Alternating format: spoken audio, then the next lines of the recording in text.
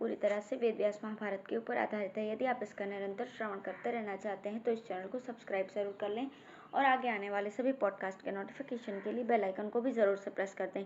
अब हम सुनेंगे धृतराष्ट्र का पांडव पक्ष के वीरों की प्रशंसा करते हुए युद्ध के लिए अनिच्छा प्रकट करना। राजा धृतराष्ट्र ने कहा, संजय, यूं तो तुमने जिन जिन का उल्लेख किया है वे सभी राजा बड़े ही उत्साही हैं, फिर भी एक और उन सबको मिलाकर समझो और दूसरी और अकेले भीम को। जैसे अन्य जीव सिंह से डरते रहते हैं वैसे ही मैं भी भीम से डरकर रात भर गर्म गर्म सांसें लेता हुआ जागता रहता हूँ। कुंती पुत्र भीम बड़ा ही असहनशील, कट्टर शत्रुता मानने वाला, सच्ची हंसी करने वाला, उन्मत्त, टेढ़ी निगाह से देखने वाला, भारी गर्जना करने वाला, महान वेगवान, बड़ा ही उत्साही, विशाल बाहु और बड़ा ही बली है। वो अवश्य युद्ध करके मेरे अल्पवीर्य पुत्रों को मार डालेगा। उसकी याद आने पर मेरा दिल धड़कने लगता है।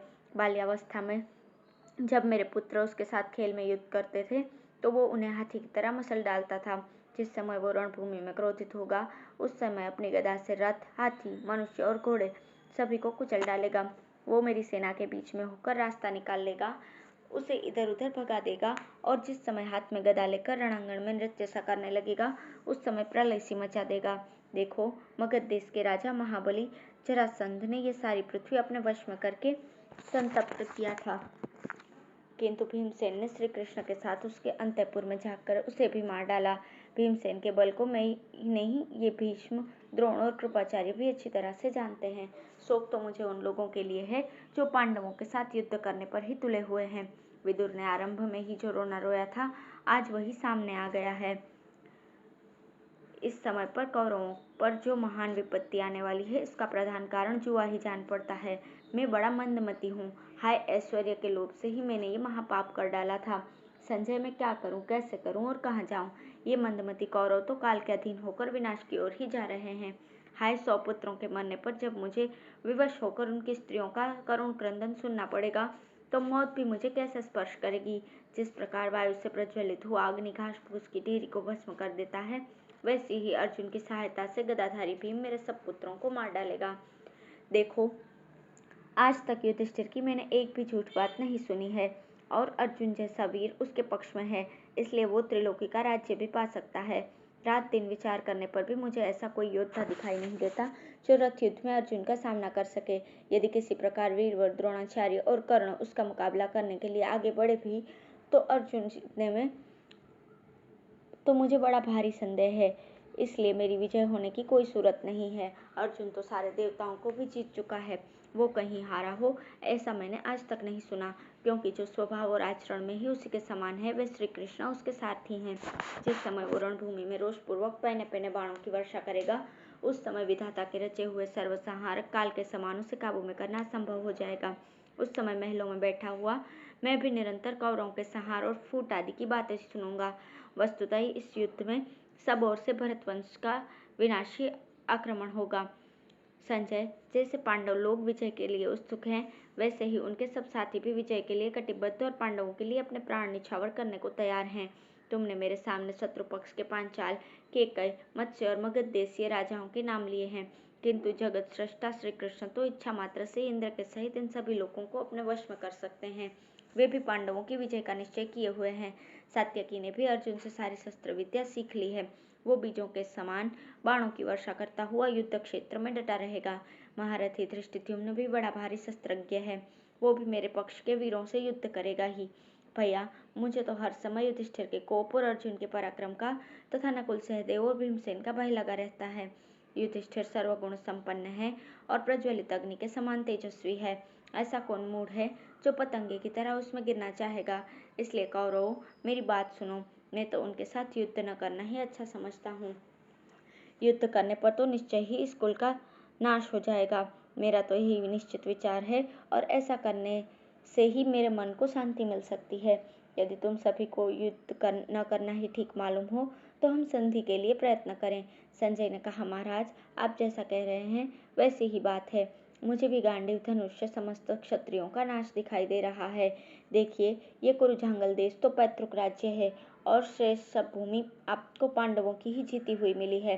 पांडवों ने अपने बाहुबल से जीतकर ये भूमि आपको भेंट कर दी है, परंतु आप इसे अपनी ही विजय की हुई मानते हैं। जब गंधर्वराज चित्रसेन ने आपके पुत्रों को कैद कर लिया था उस समय उन्हें भी अर्जुन ने ही छुड़ा कर लाया था। बाण छोड़ने वालों में अर्जुन श्रेष्ठ है, धनुषों में गांडीव श्रेष्ठ है, समस्त प्राणियों में श्री कृष्ण श्रेष्ठ है और ध्वजाओं में वानर के चिन्ह वाली ध्वजा सबसे श्रेष्ठ है। ये सब वस्तुएं अर्जुन के ही पास हैं। अतः अर्जुन कालचक्र के समान हम सभी का नाश कर डालेगा। भरत श्रेष्ठ, निश्चय मानिए, जिसके सहायक भीम और अर्जुन है, ये सारी पृथ्वी आज उसी की है। अब है दुर्योधन का वक्तव्य और संजय द्वारा अर्जुन के रथ का वर्णन। यह सब सुनकर दुर्योधन ने कहा, महाराज आप डरे नहीं, हमारे विषय में कोई चिंता करने की भी आवश्यकता नहीं है। हम काफी शक्तिमान हैं और शत्रुओं को संग्राम में परास्त कर सकते हैं। जिस समय इंद्रप्रस्थ से थोड़ी ही दूरी पर वनवासी पांडवों के पास बड़ी भारी सेना के साथ श्री कृष्ण आए थे तथा केकैराज, धृष्टकेतु, धृष्टद्युम्न और पांडवों के साथ अन्य अन्य महारथी एकत्रित हुए थे, तो इन सभी ने आपकी और सब कौरवों की बड़ी निंदा की थी। वे लोग कुटुंब सहित आपका नाश करने पर तुले हुए थे तथा पांडवों को अपना राज्य लौटा लेने की सम्मति देते थे। जब ये बात मेरे कानों में पड़ी तो बंधुओं के विनाश की आशंका से मैंने भीष्म, द्रोण और कृप को भी इसकी सूचना दी थी। उस समय मुझे यही दिखता था कि अब पांडव लोग ही राज सिंहासन पर बैठेंगे। मैंने उनसे कहा था कि श्री कृष्ण तो हम सबका सर्वथा उच्छेद करके युधिष्ठिर को ही कौरवों का एक छत्र राजा बनाना चाहते हैं। ऐसी स्थिति में बतलाइए हम क्या करें? उनके आगे सिर झुका दें, डर कर भाग जाएं अथवा प्राणों का मोह छोड़कर युद्ध में जूझें? युधिष्ठिर के साथ युद्ध करने में तो निश्चित रूप से हमारी ही पराजय होगी, क्योंकि सब राजा उन्हीं के पक्ष में हैं। हम लोगों से तो देश भी प्रसन्न नहीं है, मित्र लोग भी रूठे हुए हैं तथा सब राजा और घर के लोग भी हमें खरी खोटी सुनाते हैं। मेरी ये बात सुनकर द्रोणाचार्य, भीष्म, कृपाचार्य और अश्वत्थामा ने कहा था, राजन तुम डरो मत। जिस समय हम लोग युद्ध में खड़े होंगे शत्रु हमें जीत नहीं सकेंगे। हम में से प्रत्येक अकेला ही सारे राजाओं को जीत सकता है। आए तो सही, हम भी अपने पैण बाणों से उनका सारा गर्व ठंडा कर देंगे। उस समय महातेजस्वी आचार्य द्रोण आदि का ऐसा ही निश्चय हुआ था। पहले तो सारी पृथ्वी हमारे शत्रुओं के ही अधीन थी, किंतु अब वो सब के सब हमारे हाथ में है।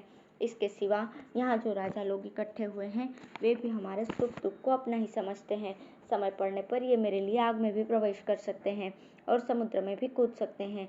ये आप निश्चय माने। आप शत्रुओं के विषय में बढ़ बढ़कर बातें सुनने से विलाप करने लगे और दुखी होकर पागल से हो गए। ये देखकर ये सब राजा आपकी हंसी कर रहे हैं। इनमें से प्रत्येक राजा अपने को पांडवों का सामना करने में समर्थ समझता है, इसलिए आपको जिस भय ने दबा लिया है उसे दूर कीजिए। महाराज अब युधिष्ठिर भी मेरे प्रभाव से ऐसे डर गए हैं कि नगर न मांगकर केवल 5 गांव मांगने लगे हैं। आप जो कुंती पुत्र भीम को बड़ा भली समझते हैं, ये भी आपका भ्रम ही है। आपको अभी मेरे प्रभाव का पूरा पूरा पता नहीं है। इस पृथ्वी पर गधा युद्ध में मेरे समान और कोई भी नहीं है, न कोई पहले था और न आगे होगा। जिस समय रणभूमि में भीम के ऊपर मेरी गदा गिरेगी उस समय उसके सारे अंग चूर चूर हो जाएंगे और वो मरकर धरती पर जा पड़ेगा। इसलिए महान युद्ध में आप भीम का भय न करें। आप उदास न हो, उसे तो मैं अवश्य मार डालूंगा। इसके सिवा भीष्म, द्रोण, कृप, अश्वत्थामा, कर्ण, भूरिश्रवा, प्रागज्योतिष नगर के राजा शल्य और जयद्रथ, इनमें से प्रत्येक वीर पांडवों को मारने में समर्थ है। फिर जिस समय ये सब मिलकर उन पर आक्रमण करेंगे तब तो एक ही क्षण में उन्हें यमराज के घर भेज देंगे। गंगा देवी के गर्भ से उत्पन्न हुए ब्रह्मर्षि कल्प पितामह भीष्म के पराक्रम को तो देवता भी नहीं सह सकते।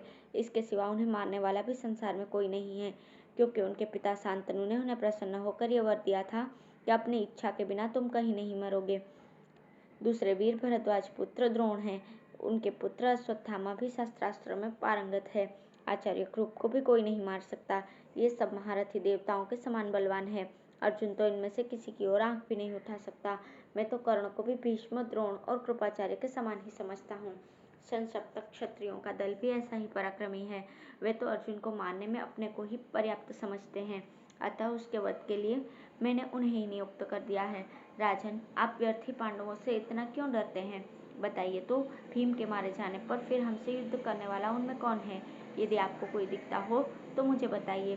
शत्रुओं की सेना के तो 5 भाई पांडव तथा धृष्टद्युम्न और सात्यकी ये 7 ही वीर प्रधान बल हैं, किंतु हमारी ओर भीष्म, द्रोण, कृप, अश्वत्थामा, कर्ण, सोमदत्त, बाहलिक, प्रागज्योतिष प्रदेश के राजा शल्य, अवंतीराज, विंद और अनुविंद, जयद्रथ, दुशासन, दुर्मुख, दुष्या, श्रुतायु, चित्रसेन, पुरुमित्र, विंशति, शल, भूरिश्रवा और विकर्ण, ये बड़े बड़े वीर हैं तथा 11 अक्षौहिणी सेना एकत्रित हुई है। शत्रुओं के पास तो हमसे केवल 7 अक्षौहिणी सेना है। फिर हमारी सेना की हार कैसे हो सकती है? अतः इन सब बातों से आप मेरी सेना की सबलता और पांडवों की सेना की दुर्बलता समझकर घबराएं नहीं। ऐसा कहकर राजा दुर्योधन ने समय पर प्राप्त हुए कार्य को जानने की इच्छा से संजय से फिर से पूछा, संजय, तुम पांडवों की बड़ी प्रशंसा करते हो, भला ये तो बताओ कि अर्जुन के रथ में कैसे घोड़े और कैसी ध्वजाएं हैं? संजय ने कहा, राजन, उसकी रथ की ध्वजा में देवताओं ने माया से अनेक प्रकार की छोटी बड़ी दिव्य और बहुमूल्य मूर्तियां बनाई है। पवन नंदन हनुमान जी ने उस पर अपनी मूर्ति स्थापित की है और वो ध्वजा सब और 1 योजन तक फैली हुई है। विधाता की ऐसी माया है कि वृक्ष आदि के कारण भी इसकी गति में कोई बाधा नहीं आती। अर्जुन के रथ में चित्ररथ गंधर्व के दिए हुए वायु के समान वेग वाले सफेद रंग के उत्तम जाति के घोड़े जुते हुए हैं। उनकी गति पृथ्वी, आकाश और स्वर्ग आदि किसी भी स्थान में नहीं रुकती तथा उनमें से यदि कोई मर जाता हो तो वर के प्रभाव से ही उसकी जगह नया घोड़ा उत्पन्न होकर उनकी 100 की संख्या में कभी कमी नहीं आती। धन्यवाद।